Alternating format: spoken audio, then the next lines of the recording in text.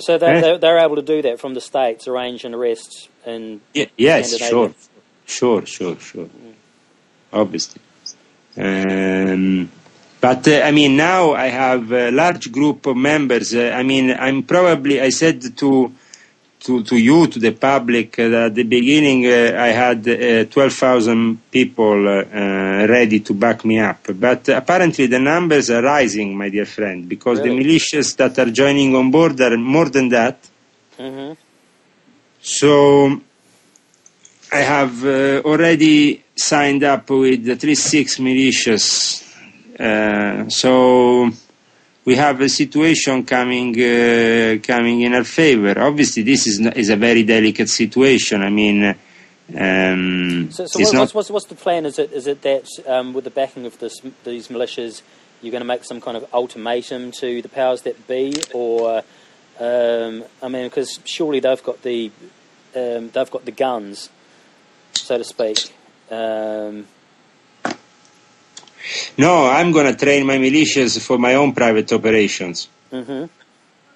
Because the New World Order is now coming into place, but the New World Order in reality, what is, my dear friend, is a bunch of corporates and of families taking over the control, not caring of the national states and working for a universal, for a basically one-world government, So... Well, I mean, most of these militias are nationalists, and I mean, weren't you saying that? No, so definitely. I mean, what I want to bring back to them is the real nationalism, the real liberty values of patriots like Benjamin Franklin, the true revolutionaries that created the United States of America. Wasn't Benjamin Franklin a member of the Hellfire Club and a Satanist? Listen, my dear friend, I couldn't care less if in your spare time you go with prostitutes and have kinky parties on top of altars with virgins. It's not my fucking problem. Okay? But I mean, like, my problem is that you do the job. If you're Benjamin Franklin and you have done a good job, regardless, obviously, of the fact that with women, he had some problems. We know that very well. In fact, it's been stated recently by the Square Masonic magazine that Benjamin Franklin had more than a problem with women. I thought it was involving dead bodies underneath his floorboards.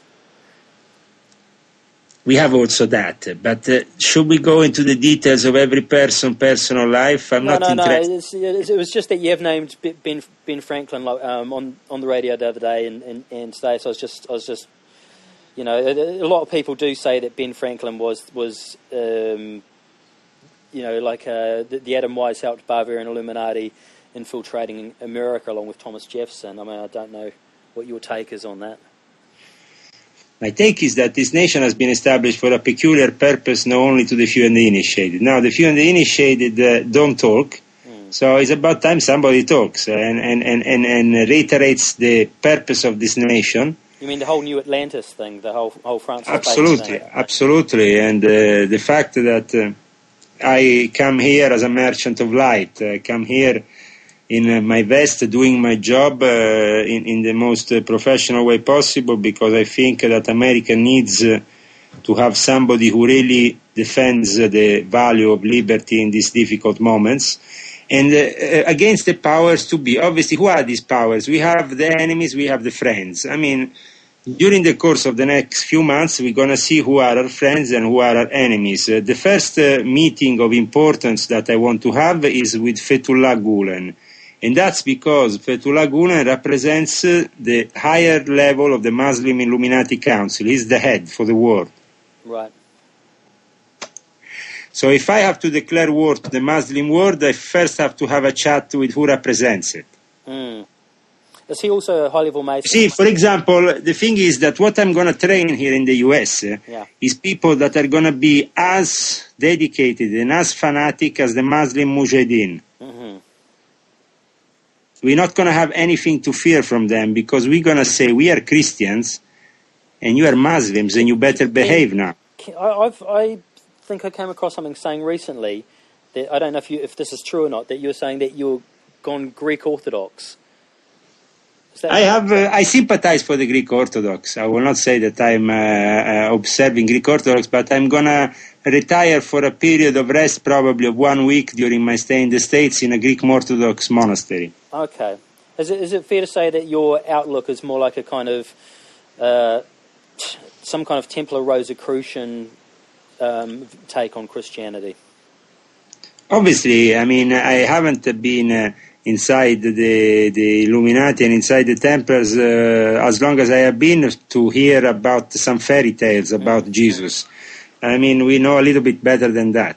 I think that definitely Jesus is our Savior in the end of time. Some people take it in the wrong way. Their interpretation is a little bit surreal with respect to what is the reality of things, but actually the reality of things is probably even more surreal.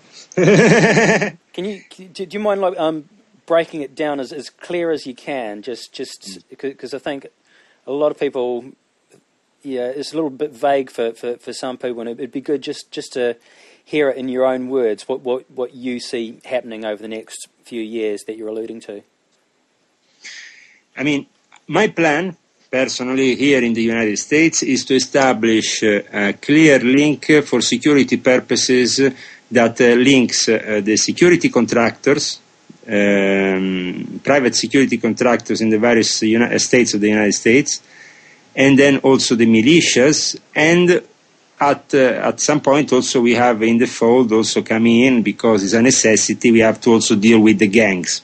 Anybody that has weapons and is out there to with these weapons trying to achieve something, but at the moment they are following the wrong path, they are sometimes targeting the wrong people.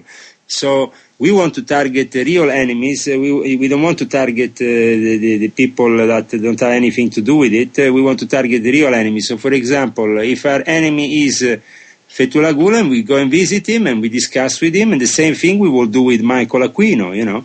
We will go down to Michael Aquino and we will see what kind of guy is this Michael Aquino and if there is any possibility of putting some sense in his head. What about Skull and Bones? And the same thing with, I mean, dialogue would be, I mean, I will make possibility of dialogue open to everybody, because now we are going to start in the next few days a very particular operation on eBay. And I tell you what is this particular operation. Anybody can have a dinner with Leo Zagami at a modest cost of $3,000. Right. Now, this dinner will be sold on eBay, and the starting price, as I said, is $3,000. But, I mean, we don't want to go above certain price because we would like to keep it still within the range of reasonable activity. Also because 50% of all my profits, they will be given in charity. So. Sure. And the rest will be just to pay off the security arrangements that are around me, because you have to understand that the security arrangements don't come for free, and it's a very expensive thing to have all these bodyguards around you all the time. Sure. So, well, it's a matter that's kind of been raised in recent times is when you were in Norway and in Oslo towards the end, you were pretty down on your luck.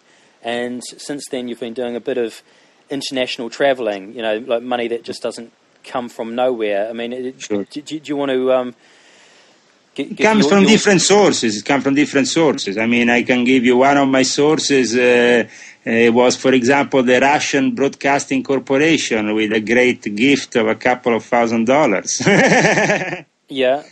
But there were also other people within the European establishment and family that gave their support, you know. So as I said, I go around, and obviously I go around to gather the finances so I can get my operations in place. Mm-hmm. Mm-hmm. But I mean, in Norway, I was never struggling financially. I mean, I don't know where you heard this. I mean, did you hear this? Or? I don't know. I mean, this was, I think, like something I might have read on a forum thread. Well, I mean, if you go and listen to anything they say on a forum thread, that's a little bit... Yeah. I mean, I actually never had money problems, and my wife lived on me completely. Fatma Suslu, for 3 or 4 years that we were married, she lived completely on my back, because the months